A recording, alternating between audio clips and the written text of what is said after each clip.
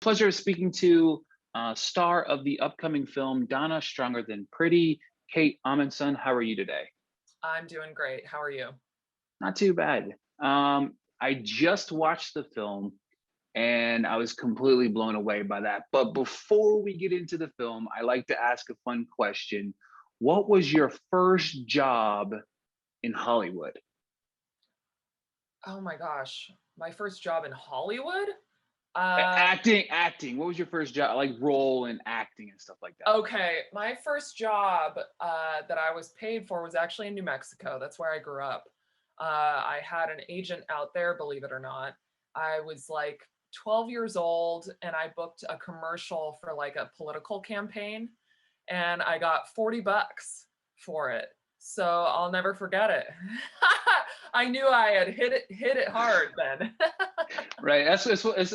It's become my favorite question to ask. I try to, throw a softball out there for people just to It's a kind of out great there. Some question. it's I've got one. Somebody was like a helper on Miss Cleo set. So it's like the wide range of questions that it's Totally. the answers are fantastic. So all right, so Donna Stronger Than Pretty, a young mother's American dream turns into the living nightmare until she finds the inner strength to listen to a voice she hadn't heard before, her own.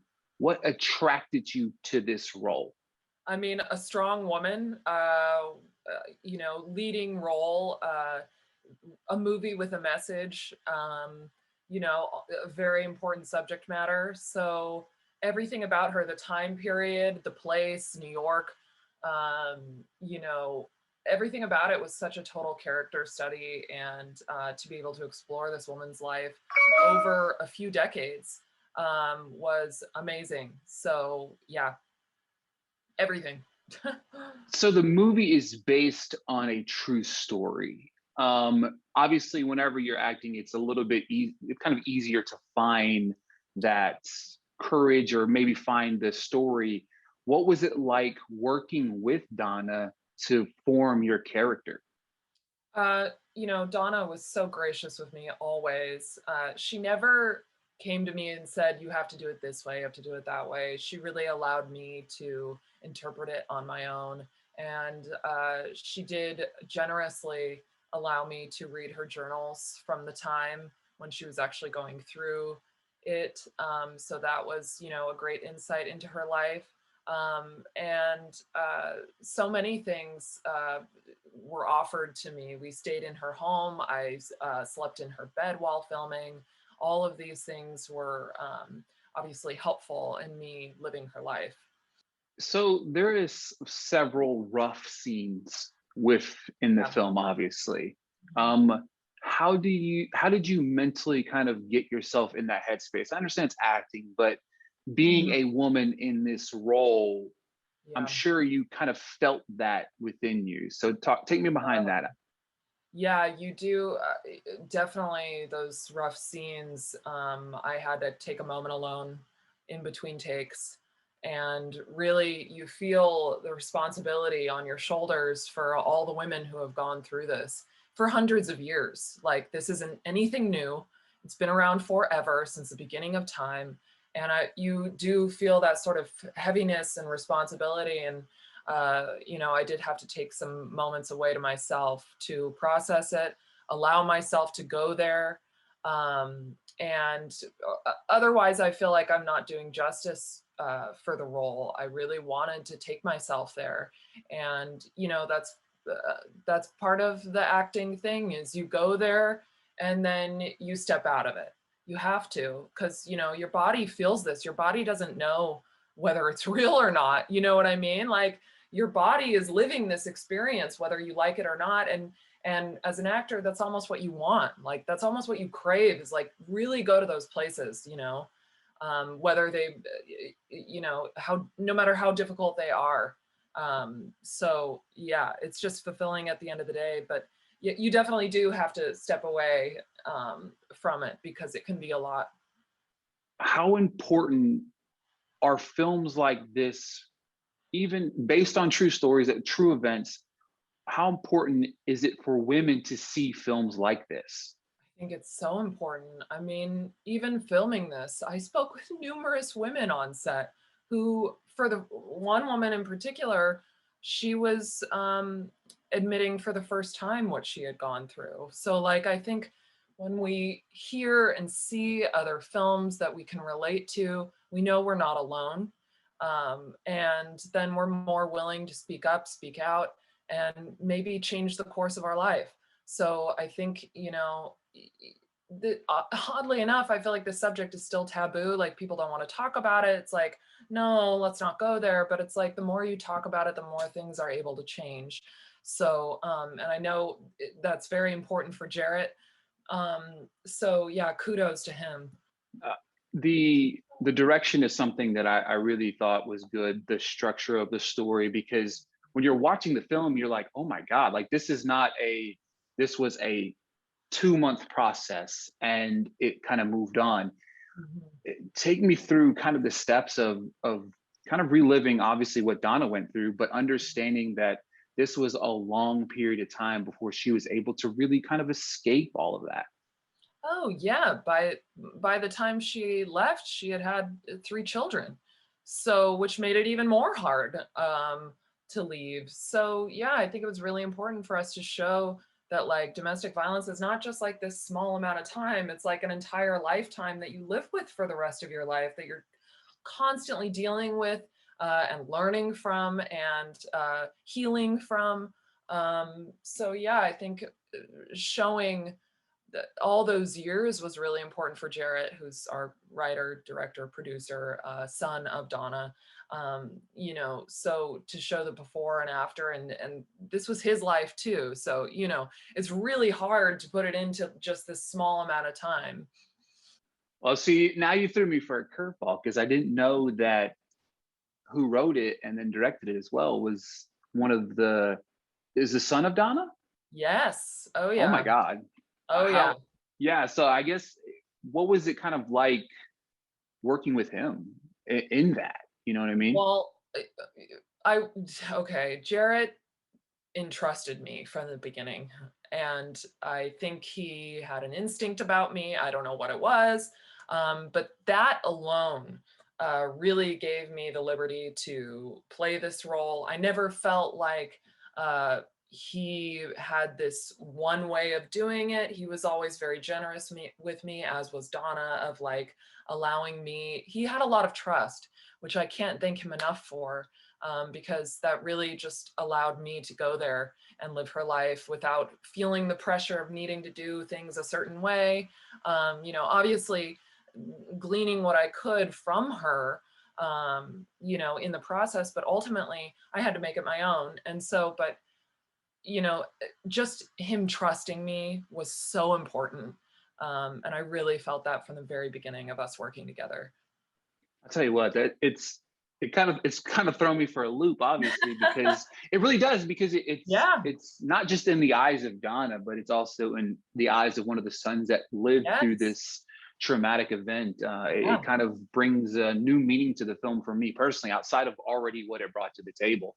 Oh yeah. Um, the theme of the movie, and you kind of hear it a couple times, is Donna, it's never too late to dream. Hmm. What does that mean to Kate?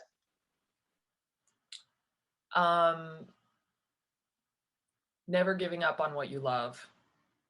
Um, at the end of the day, love is all there is. How, no matter how cheesy it is, like it's the truth. So just following uh, your love, your joy, what brings you joy, what fills your heart. That's what it means to me. The message that will come across to women in the film is understandable. Hmm. What do you say to the men that watch the film? Yeah, I think that's an equally as important conversation to have. Because I think with the Me Too movement and everything, this is an uphill battle, and I think it's unacceptable, and there has to be a way for men to feel like they can communicate in healthier ways, and that these are ancient ways of approaching things. Like it's just not okay anymore. And we need to have outlets for men just as much as for women. Like, you know, I understand it can be hard and scary and vulnerable and all those things to be able to communicate how you feel. And, you know, anger is a secondary emotion. Anger derives from sadness, oftentimes. So, and from men feeling powerless. And so violence can be an attempt to um, show one's power when you're feeling at your smallest. And so, and it's not healthy, and we just need to keep talking about it. And I think we are talking about it, thank goodness. And so, you know, I think especially with the pandemic too, like mental health issues are really at the forefront. And so hopefully uh, men can seek what they need to be able to express themselves in a healthier way.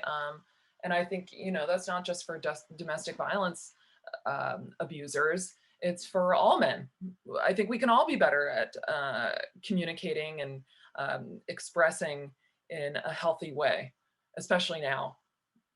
Yeah, for me, that's kind of what I take away from the film as a man. You know what I'm saying? Like Yeah, I see it from that point of view, but at the same time, it's like I, I wouldn't do something like that. But we have yeah, to do a better job of raising our future generations yes, to get away from the system that has been in place. The man has to do this and yes, has to be the man of the house. That has to be this or that, and that's part of obviously the history of what's wrong with our country. I believe right, right. is the idea that the man has to be the man. You know what I'm saying? And I Yeah, yeah, understand it's twisted. You know what I mean? It's right. understanding and training the future generations that it doesn't always have to be. It's okay for the woman to be the breadwinner. It's okay for Yes.